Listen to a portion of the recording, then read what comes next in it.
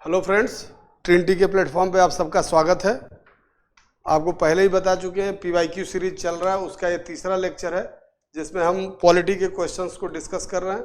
इसके पहले हमने सिटीजनशिप, कॉन्स्टिट्यूशनल डेवलपमेंट और प्रस्तावना यानी कि प्रियम्बल, नागरिकता एवं जो संवैधानिक विकास कहा जाता है उसके अब तक जितने क्वेश्चंस बिहार PCS में पूछे गए थे उसको हम डिस्कस कर चुके हैं। आज का टॉपिक है हमारा फंडामेंटल राइट्स, और आपको बार बार बताया जा रहा है कि इस सीरीज में आपको कम से कम 110 प्रश्नों की गारंटी दी गई है कि 110 प्लस आपको क्वेश्चंस आएंगे ही आएंगे आपके BPSC में। ये आपको रिटन गारंटी में दूंगा। एक बार बहुत जल्द ही हफ्ते 10 दिन के अंदर ऐप आ जाएगा, उसके थ्रू आप हमसे जुड़ जाइएगा। आपको आइडेंटिफाई करके 110 प्लस क्वेश्चंस एग्जाम में दिखाए जाएंगे। अब आज का जो टॉपिक है हमारा वो फंडामेंटल राइट से हम शुरू कर रहे हैं, और fundamental right questions discussion PYQ series चल रही है, इसलिए क्वेश्चन डिस्कशंस पे फोकस करेंगे, प्रश्नों की व्याख्या पे, इससे रिलेटेड थोड़ी बहुत चीजें बताते रहेंगे। जो इससे जुड़े हुए कॉन्सेप्ट हैं वो आपको ऐप के थ्रू क्लासेस में मिल जाएंगी, उसके भी कुछ वीडियोज आपको डाले जाएंगे। अब पहला क्वेश्चन है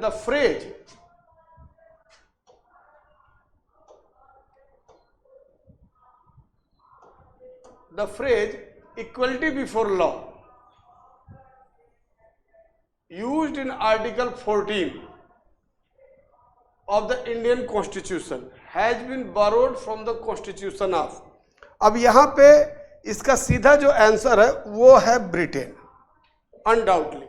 लेकिन इस क्वेश्चन को अगर डिस्कस करें हम, ये आर्टिकल 14 है और पूरा आर्टिकल क्या कहता है? ये कहता है कि इक्वलिटी बिफोर लॉ, कानून के समक्ष जो समानता है, जो अनुच्छेद 14 में दिया गया है, वो भारत के संविधान में कहां से लिया गया है? बारोड। तो किस देश के संविधान से लिया गया है?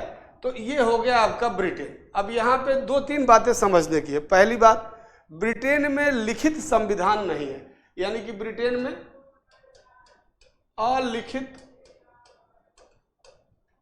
संविधान है। जैसे अगर हम संविधान में 2 मॉडल लिए जाते हैं, कभी भी जब संविधान की पढ़ाई शुरू होती है तो संविधान को जब हम लेके चलते हैं तो संविधान के जो 2 मेन मॉडल बनते हैं, एक हम लेते हैं यूनाइटेड किंगडम, दूसरा हम लेते हैं USA, United state of America. ठीक है, ये एग्जाम्पल है रिटन कॉन्स्टिट्यूशन का, और ये एग्जाम्पल है अनरिटन कॉन्स्टिट्यूशन का। तो अब प्रश्न ये है कि कहां से लिया गया है? तो क्वेश्चन ये भी बन सकता है कि भाई ब्रिटेन में तो संविधान लिखा ही नहीं गया है। तो संविधान न लिखे जाने का कोई मतलब नहीं है, कुछ चीजें परंपराओं से ग्रहण की जाती है। जैसे अगर कभी आप कानून की परिभाषा देखेंगे तो कानून में वो सामाजिक नियम भी आते हैं जो अपने पीछे कानून का बल रखते हैं। जैसे आपको एग्जाम्पल पे यहाँ डिस्कस कर दे रहे हैं कि हमारे यहाँ जो विवाह का पैटर्न है, अगर टेक्निकली देखा जाए तो लीगल मैरिज कौन सी होगी? लीगल मैरिज वो होगी जो कोर्ट में हो या कोर्ट में रजिस्टर्ड हो, उसी को हम लीगल मैरिज मानते हैं। अगर आप कभी गवर्नमेंट जॉब में जाएंगे या फॉरेन ट्रेवल करने जाएंगे फैमिली के साथ, तो वहाँ पे ये आपको सर्टिफिकेट लगाना पड़ेगा। अगर इंडिया में गौर किया जाए तो मोर देन 70% मैरिजेज इस डिफिनीशन पे इलीगल है। लेकिन जो कानून का फोर्स दिया गया है, जब आप लॉ को पढ़ेंगे तो परंपरावश उसको विवाह की स्वीकृति दी गई है, मान्य है। तो इसी तरह ब्रिटेन में लिखित संविधान नहीं है, लेकिन ब्रिटेन में जो कानून है, आप सारे कानून को या तो संविधान मान लीजिए तो भी कोई अंतर नहीं है। तो ब्रिटेन में विधायिका को ज्यादा मजबूती दी गई है और संविधान के स्तर पे ये अनरिटेन है। तो ये पूरा अनुच्छेद क्या है? विधि के समक्ष समानता और विधियों का समान संरक्षण।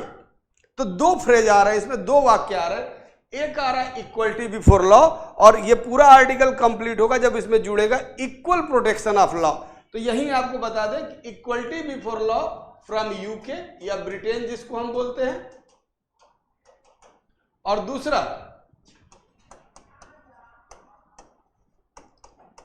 Equal protection of law taken from the constitution of USA. आपसे डेफिनेटली कह रहा हूं कि अगर ये क्वेश्चन पूछा है कमीशन ने तो ये भी क्वेश्चन कमीशन का बना हुआ है, आज नहीं तो कल पूछा ही जाएगा। इसी से जुड़ा एक और है इस ये बहुत मतलब 14, 19 और 21 ये 3 आर्टिकल ऐसे हैं जिसको golden triangle of fundamental right कहा जाता है। स्वर्णिम त्रिभुज 14, 19 और 21। 14 किसको स्टेब्लिश करता है? इक्वेलिटी को।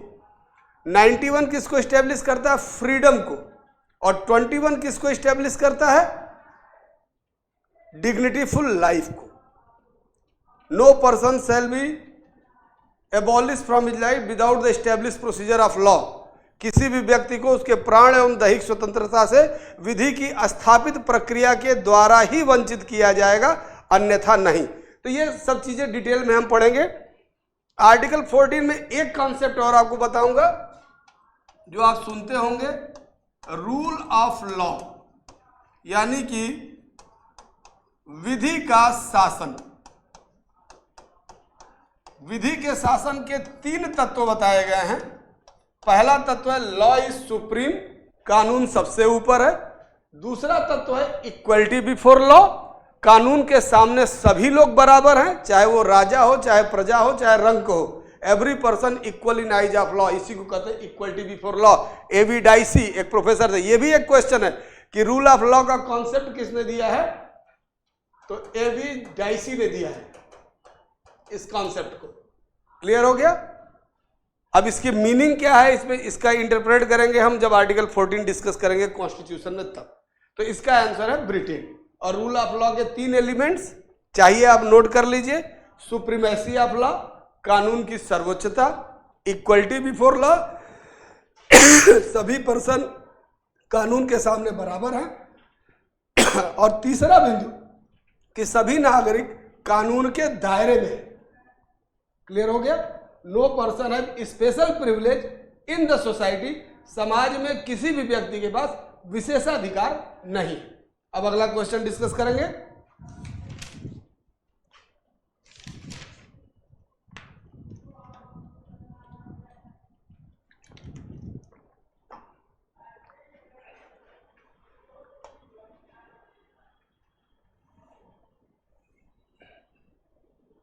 दूसरा question, from which country the Indian constitution had taken reference for the idea of the fundamental right. Simple सा सवाल है कि फंडामेंटल राइट के विचार को हमने किस देश से लिया है? मौलिक अधिकार जो अनुच्छेद, अब यहां पे देखिए पढ़ा कैसे जाता है। जैसे ही फंडामेंटल राइट लिखा, पहली बार ये है पार्ट 3, संविधान का कौन सा भाग है? भाग 3। इसमें आर्टिकल कहां से कहां तक है? Article 12 to 35। इसमें जो दिया गया सब कुछ क्या है? Fundamental right. क्लियर हो गया? और कितने राइट्स दिए गए हैं हमको? तो right to equality, right to freedom, right against exploitation, शोषण के विरुद्ध अधिकार, समानता का अधिकार, स्वतंत्रता का अधिकार, फिर रिलीजियस राइट, फिर राइट ऑफ माइनॉरिटीज, और फिर देता है राइट ऑफ कॉन्स्टिट्यूशनल रेमेडी। तो ये आर्टिकल शुरू होते हैं, जो राइट शुरू होते हैं ये आर्टिकल 14 से स्टार्ट होते हैं और आर्टिकल 32 पे फिनिश हो जाते हैं। जब भी पढ़िएगा इस बात को जरूर गौर करिएगा, मैंने अभी लिखा मौलिक अधिकारों का चैप्टर शुरू होता है आर्टिकल 12 से, खत्म होता है 35 पे, और यहां बता रहा भी 14 से राइट टू इक्वलिटी जो पीछे हमने डिस्कस किया ये शुरू हुआ और खत्म हो गया 32 पे, कॉन्स्टिट्यूशनल रेमेडी पे। तो 5 आर्टिकल इस चैप्टर में बच रहे हैं जो फंडामेंटल राइट के चैप्टर में। 12 में क्या दिया गया है? Definition of state. 13 से क्या निकलता है? Judicial review. 33, 34, 35 ये फंडामेंटल राइट के एक्सेप्शंस दिए गए हैं और उनको कैसे रेगुलेट किया जाएगा, मार्शल लॉ लगे तो क्या प्रोविजंस होंगे। फिर अच्छा, दुनिया में जो पहला रिटन कॉन्स्टिट्यूशन लिया गया और रिटन वे में जिस देश के नागरिकों को मौलिक अधिकार दिए गए वह देश था यूनाइटेड स्टेट ऑफ अमेरिका। तो अनडाउटली इसका भी आंसर है बी। अब चलते हैं नेक्स्ट क्वेश्चन पे।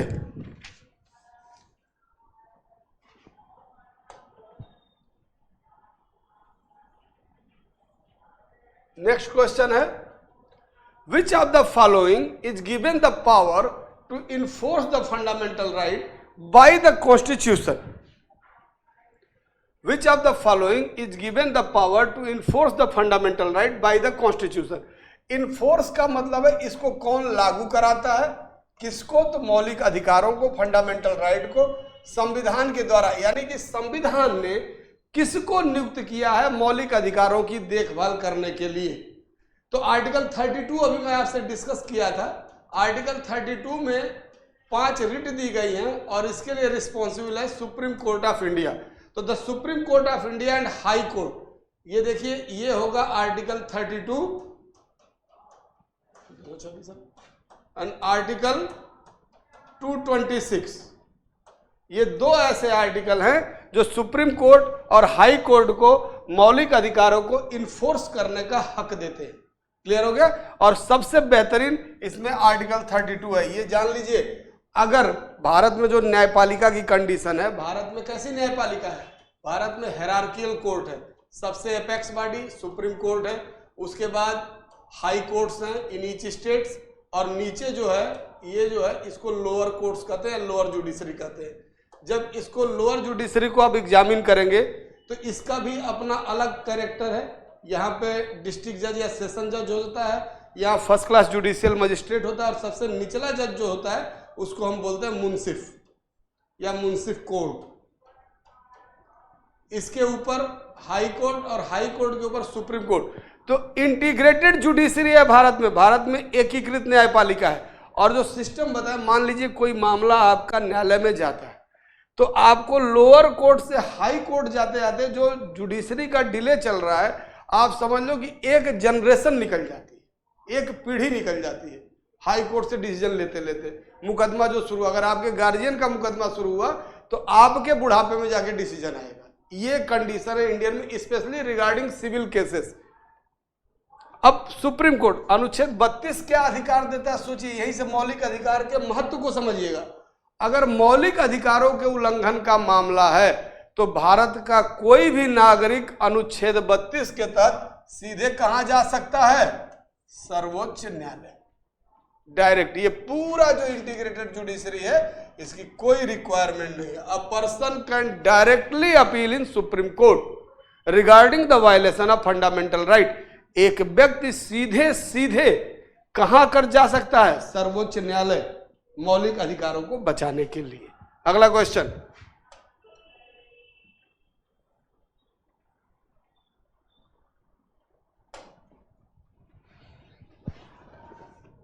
What is meant by the rule of law? देखिए अभी डिस्कस किए थे रूल ऑफ लॉ, अभी आपको बताए थे पिछले ही क्वेश्चन में। इस कॉन्सेप्ट को दिया है एबी डाइसी ने। एबी डाइसी ब्रिटिश ज्यूरिस्ट थे जिन्होंने रूल ऑफ लॉ को दिया, और उसके 3 आपको कंपोनेंट्स बताए थे। देखिए क्वेश्चन आ भी गया। पहला कंपोनेंट आपको क्या बताए थे? Law is supreme, law is apex, यानी कि कानून ही सर्वोच्च है। दूसरा बताए थे आपको इक्वलिटी बिफोर लॉ, कानून के सामने सभी लोग बराबर हैं। और तीसरा बताया था every person in the ambit of judiciary, that means no special privilege for any person in the society, समाज में किसी भी व्यक्ति को विशेषाधिकार नहीं दिए गए हैं। 1 act for all and 1 judiciary for all, इसका आंसर है A. 1 act for all and 1 state for all, गलत। 1 state for all and 1 judiciary for all, गलत। All acts for 1 and 1 judiciary for all, none of the above. तो इसका answer है आपका A, rule of law. A V Dicey भी जरूर याद रखिएगा। जिस तरह से क्वेश्चन आ रहा है मैं डेफिनेटली कह रहा हूं कि एबी डाइसी का भी नाम पूछेगा ही पूछेगा। अगला क्वेश्चन देखते हैं।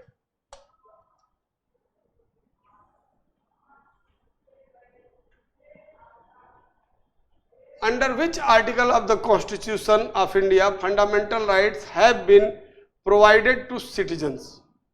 अभी आपको बताए थे फंडामेंटल राइट, पढ़ाते समय क्या बताए थे? Part 3 article 12 to 35। अगर इसमें दिया गया है तभी मौलिक अधिकार है। अब आप खुद आंसर देख लीजिए। आर्टिकल 12 to 35 पार्ट 3, यानी कि पार्ट 3 भी आपसे पूछेगा ही पूछेगा। नेक्स्ट क्वेश्चन देखते हैं।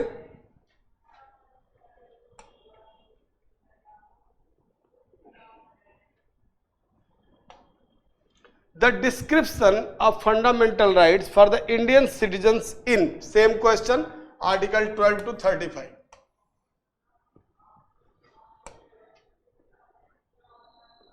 Next question. Supreme Court's judgment of India, Sahni versus Union of India, related to which issue? Indira Sahni case है, बहुत फेमस केस है ये संविधान का। किसी को ध्यान आ रहा है? Indira Sahni case regarding the issue of OBC reservation in the government employment. जब आर्टिकल 16 पढ़ेंगे तो इसको डिस्कस किया जाता है, equality of opportunity in public employment.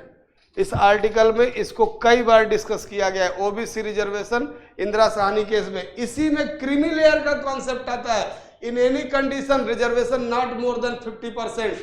किसी भी परिस्थिति में रिजर्वेशन को 50% से अधिक नहीं किया जाएगा। तो क्रीमी लेयर का क्वेश्चन भी पूछेगा। ये साहनी कर दिया, पूरा नाम है Indira Sahni.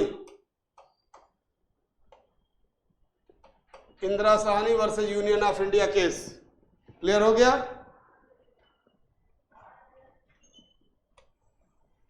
Union of India case, इसी में रिगार्डिंग इशू दिया ओबीसी रिजर्वेशन की बात की गई थी। गवर्नमेंट एम्प्लॉयमेंट, सरकारी नौकरी में लोगों को आरक्षण दिया जाएगा। एससी एसटी को आरक्षण पहले से दिया गया था। मंडल कमीशन की रिपोर्ट आई थी। मंडल कमीशन बीपी सिंह के समय में, बीपी मंडल, और उस समय प्राइम मिनिस्टर थे, नहीं उसके बाद प्राइम मिनिस्टर थे बीपी सिंह। इन्होंने बीपी मंडल कमीशन की रिपोर्ट को इंप्लीमेंट किया, और यही आपके बीपी मंडल कमीशन ने ओबीसी को 27% आरक्षण अलॉट किया गया था। देश में बहुत हंगामा हुआ था। उस समय एक शब्द आया था आत्मदाह। बहुत से बच्चे अपने शरीर में आग लगा लिए थे इसके अगेंस्ट में, जनरल कैटेगरी के। बड़ा उस पर अब बहुत डिस्प्यूट है, उस डिस्प्यूट पे हम नहीं जाते, सब कभी बाद में डिस्कस किया जाएगा। तो ये इंदिरा साहनी, इसी पे सुप्रीम कोर्ट ने बोला था, और क्रीमी लेयर का कॉन्सेप्ट दिया था कि इतने इनकम को, आज के डेट में वो इनकम है 7 लाख रुपए। अगर किसी के गार्जियन को ओबीसी कैटेगरी से बिलोंग करते और 7 लाख रुपए से ऊपर पेमेंट आती है एनुअल, तो उनको ओबीसी रिजर्वेशन का लाभ नहीं मिलेगा। क्लियर हो गया? Next question.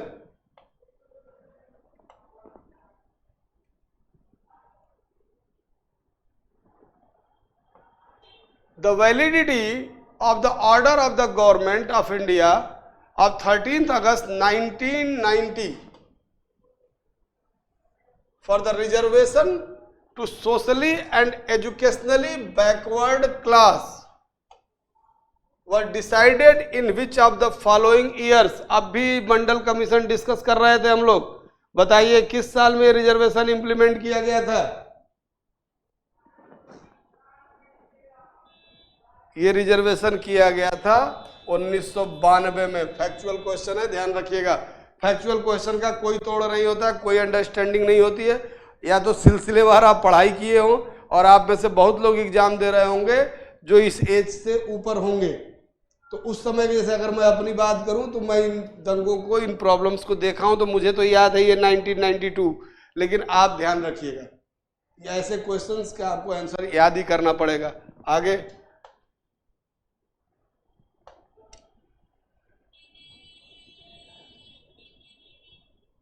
which article of the Constitution of India precedes to constitutional provisions over the laws made by the Union Parliament to state legislature?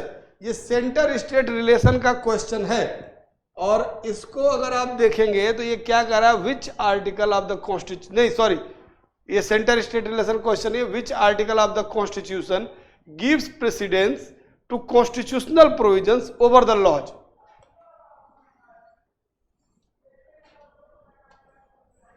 कहने का मतलब है, देखो जिन भी देश में, यहां समझना, रिटन कॉन्स्टिट्यूशन है,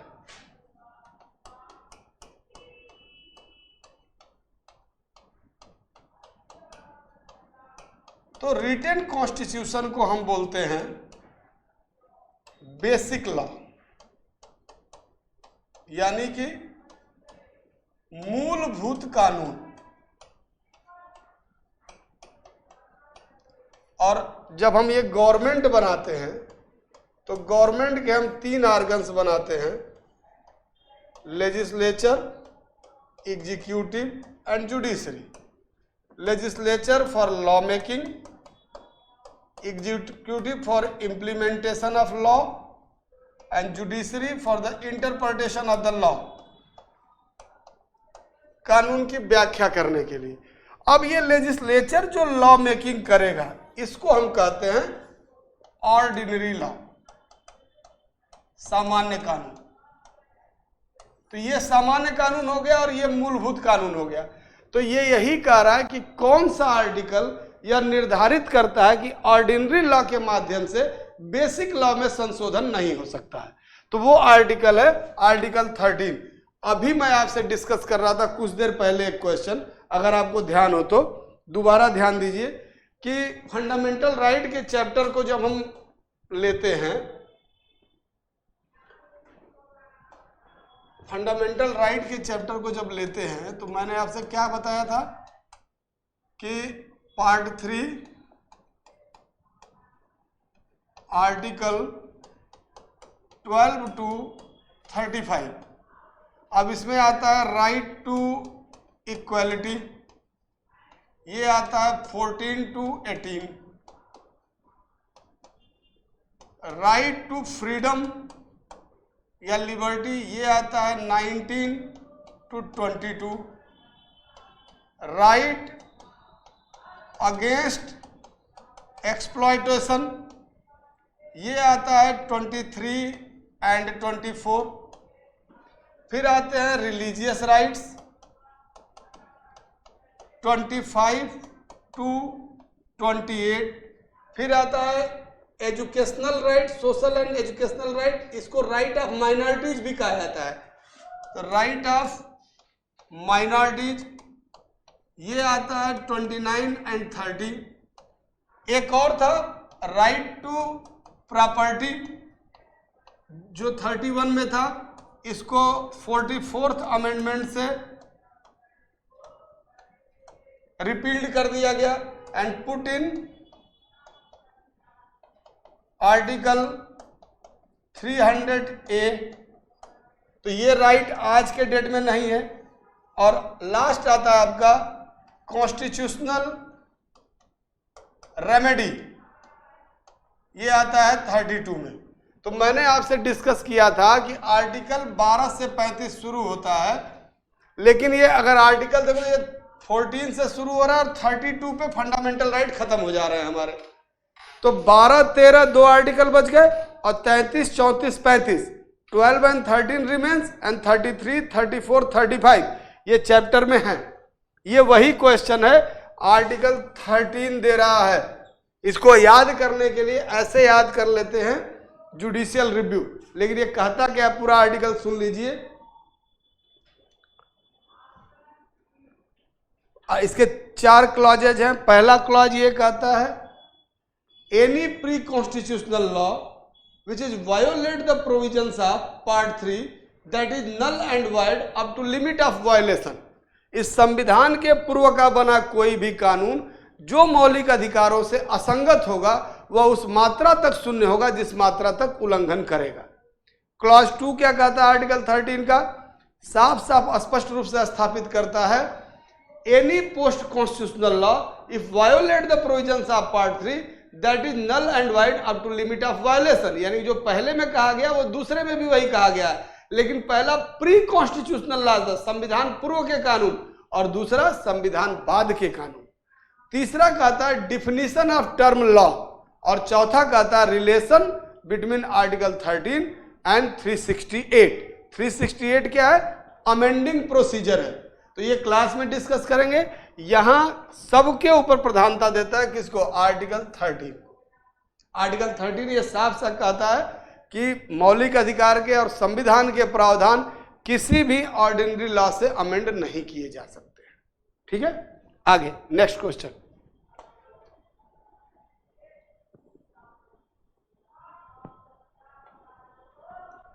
which article of the constitution of India is related with the freedom of press?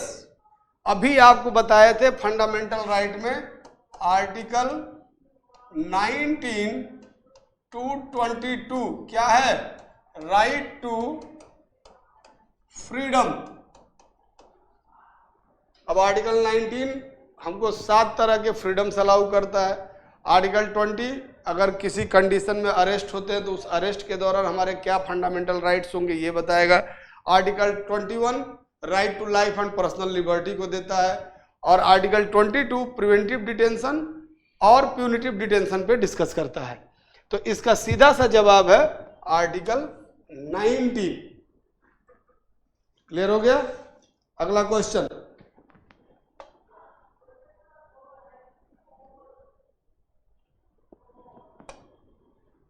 which one of the following constitutional remedy is also known as postmortem? देखो आर्टिकल 32 5 तरह के हमको रेमेडीज देता है। क्लियर हो गया? अब इसमें नाम लिखा हुआ है प्रोहिबिशन, मैंडेमस, सर्टीरियो, कोवारंटो। एक नाम नहीं दिया हुआ है। प्रोहिबिशन का मतलब होता है निषेध, मैंडेमस का मतलब होता है परमादेश, सेटरारियो का मतलब होता है उत्प्रेषण और कोवारंटो का मतलब होता है अधिकार परीक्षा हिंदी में। जो नहीं दिया है वो है बंदी प्रत्यक्षीकरण।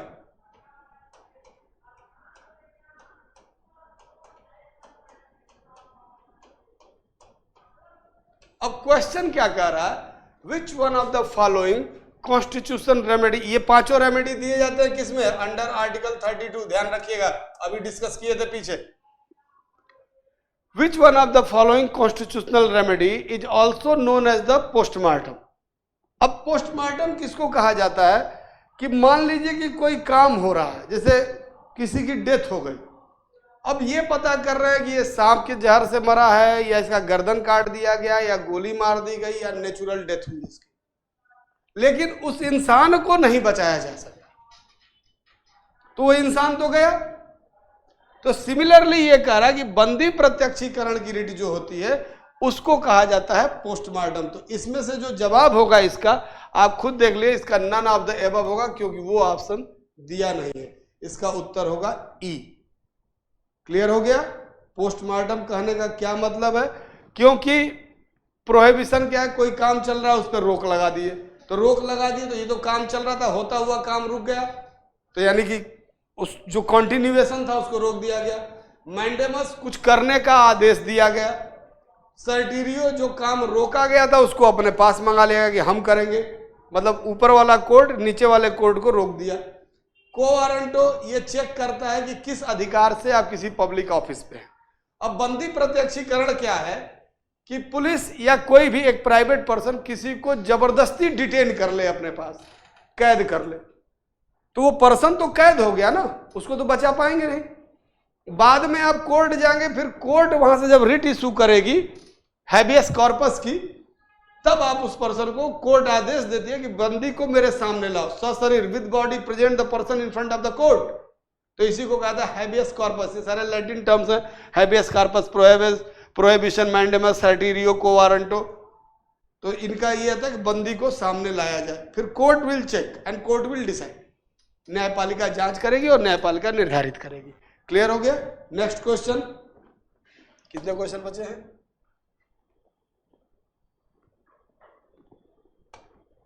नेक्स्ट क्वेश्चन है which of the following can court issue for enforcement of the fundamental right?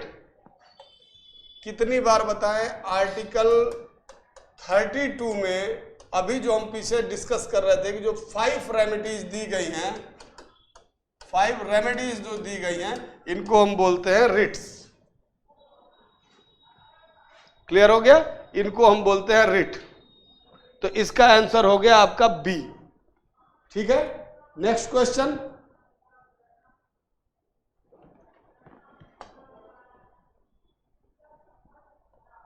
Which are of the following is not a fundamental right?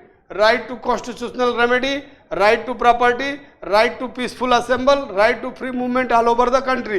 ये दोनों आर्टिकल 19 के पार्ट हैं। Article 19 clause 1 right to peacefully assemble, ये इसका clause है, 1 के ही ABCD करके आते हैं ये। और right to free movement in all over the, ये है क्लाज 1D और ये है आपका B। राइट टू प्रॉपर्टी अभी आपको बताए थे 300A में क्या कर दिया गया है, इसको एक लीगल राइट में कन्वर्ट कर दिया गया है by 44th amendment act. Right to constitutional remedy article 32 में। अभी इसके पीछे जो क्वेश्चन डिस्कस हो रहा था ये क्लियर हो गया। थैंक यू, बाकी कल के लेक्चर में डिस्कस करेंगे। बाय।